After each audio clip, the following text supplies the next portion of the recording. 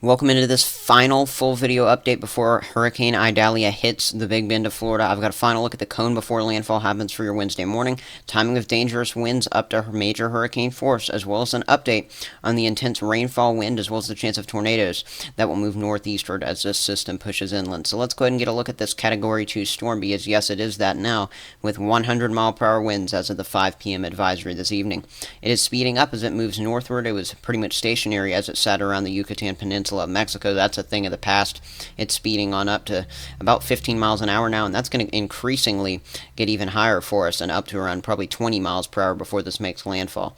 A major hurricane will likely landfall at Florida's Big Bend Wednesday morning. You see the red hurricane warnings. I know I've already been talking about them. You can see the blue tropical storm warnings that now go all the way up from the Space Coast of Florida and all the way around into portions of North Carolina's coast, as well as the Outer Banks. Pretty much any area that's going to be along the cone of this system is going to have some sort of tropical storm force or hurricane force impacts, as well as wind and water. Dangerous hurricane force winds are likely for places like Cedar Key, as well as nearby zones for us here, but that is the most likely area to see these, especially on that northeastern quadrant of the storm, that right front area. That is where we tend to see the most dangerous conditions develop, and indeed that is what is going to happen this time. This will be a pretty sprawling system eventually. Anywhere from Tampa to the Big Bend can expect tropical storm force winds. You see that purple color?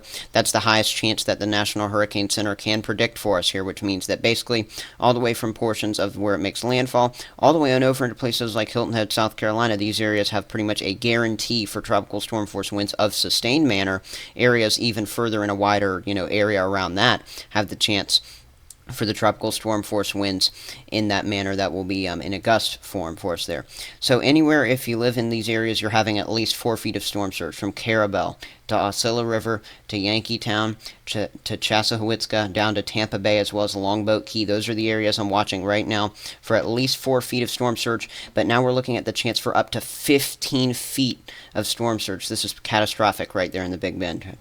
Alright, by 8 p.m. tonight, squally bands will be impacting Florida with wind and a few tornadoes. You can see them pushing on up. And remember, the impacts on these eastern side bands can be pretty devastating, because you can get hurricane force wind gusts within these tornadoes that can pop up in the spin-up situation for us here. So from places like Gainesville down to your favorite tourist attractions in Orlando over to Daytona Beach, as well as up to Jacksonville. Pretty much that square having some of the bands, and anywhere in between really seeing these bands tonight.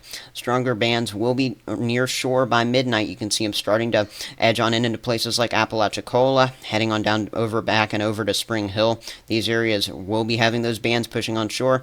I think Tampa Bay will be getting a little more than this model is showing, and definitely some of the surge pushing on in as we hit the middle of the night tonight. Showers and storms will be continuing for the rest of Florida. As we head towards 1 to 2 a.m. Central Time tonight, the green areas where I'm talking about tropical storm force bands, as well as tornadoes being possible with the heavy rain and flooding, but red is where we're seeing the best chance for hurricane conditions in that circled area.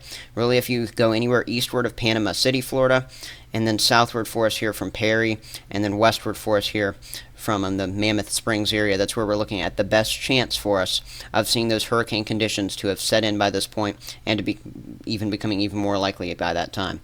So that is one thing that we're certainly watching for us here very closely.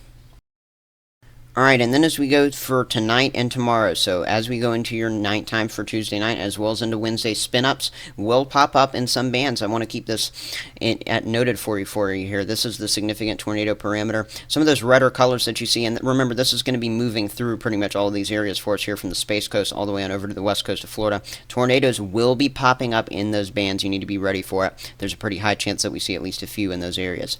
As we hit Wednesday mid-morning by 8 to 9 a.m. Central Time, Idalia will likely be on shore, and then here we go. This picture's around as we head towards 10, 11 a.m. Central Time.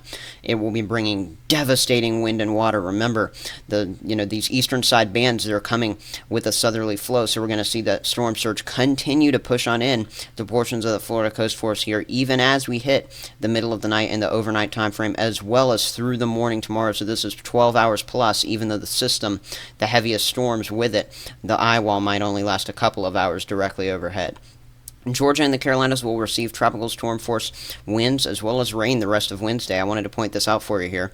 You can see places from, say, like Greenwood, Columbia, southward from there in South Carolina. We're getting places like Dublin in Georgia, Macon in Georgia, south and east of you. That's where this chain of rain, as I'm going to call it, is going to set up for us here. It's really going to be not necessarily a very widespread area, but where we do see that very heavy rain, it will be potentially catastrophic, especially if you're out on the roads when that happens. Here we go, Wednesday, 5 p.m. Eastern Time. You can see the southeasterly flow continuing for us here as these bands push into places like Columbia and Orangeburg, South Carolina. Now moving on up into Fayetteville, Lumberton, Jacksonville, North Carolina. Just trying to get some of these city names out to you, but really all this area needs to be watched.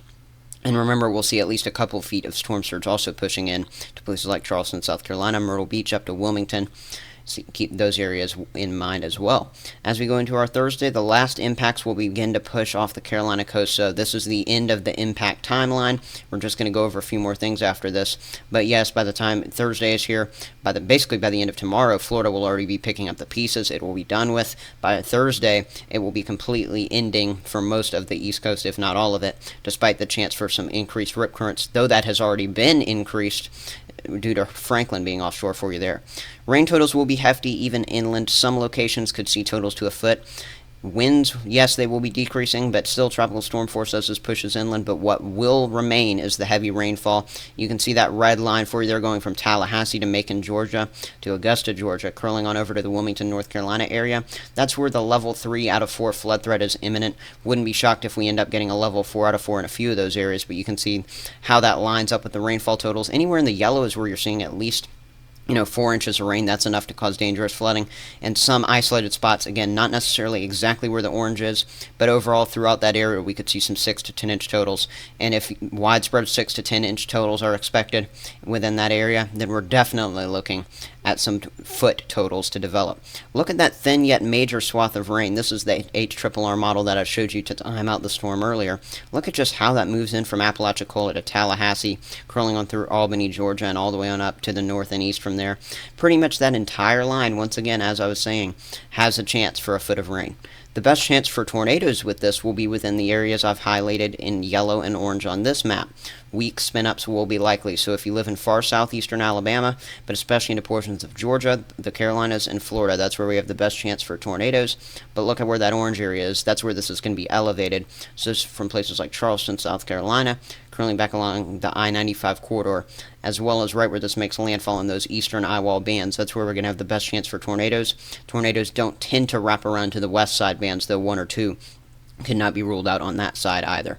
So let's read the key messages. They're in Spanish on the right side of your screen, in English on the left side. Catastrophic impacts from storm surge inundation of 10 to 15 feet above ground level and destructive waves are expected somewhere between Alcilla River and Yankeetown, Florida. Life-threatening storm surge inundation is likely elsewhere along portions of the Florida Gulf Coast where a storm surge warning is in effect, and residents in these areas should follow any advice. There is potential for destructive, life-threatening winds where the core of Idalia moves onshore in the Big Bend region of Florida, with hurricane conditions expected elsewhere into portions of the hurricane warning area along the Gulf Coast. Strong winds will also spread inland across portions of northern Florida and southern Georgia near the track of Idalia, where hurricane warnings are in effect, and residents in these areas should be prepared for long-duration power outages, and damaging hurricane-force winds are possible, even into portions of eastern Georgia and southeastern South Carolina, where hurricane watches are now in effect along with your tropical storm force warnings. And of course, we're also watching the flooding potential, as that is very high. Alright, the shift towards the southwest at the end of the cone needs to be watched. Look at this. Before it makes it to Bermuda, the models now have this curling back and starting to make a southerly trend. If this were able to get back over and head back towards places like the Bahamas, we could see a new tropical storm initiate out of this, or a lingering tropical storm. It would still be called Idalia. We may never see this weaken to depression status, and it could be a tropical storm hitting the east coast of Florida late next week. We would watch that closely, but again, that's kind of far-fetched for right now. And another thing that's going to be a big story on Landfall here, kind of turning away from the tropics for a minute, we've got a massive heat wave building, and that will be the next top story. That's coming to places like Texas, all the way up into the Great Lakes region. That will be my next topic of focus here on One Nation Weather. So if you'll go ahead and subscribe, go ahead and like the video, I'd really appreciate that. Here are the credits. And by the way, I'm about to show you a graphic after I hang up the mic for you here, and it will give you all the information that you need to be prepared.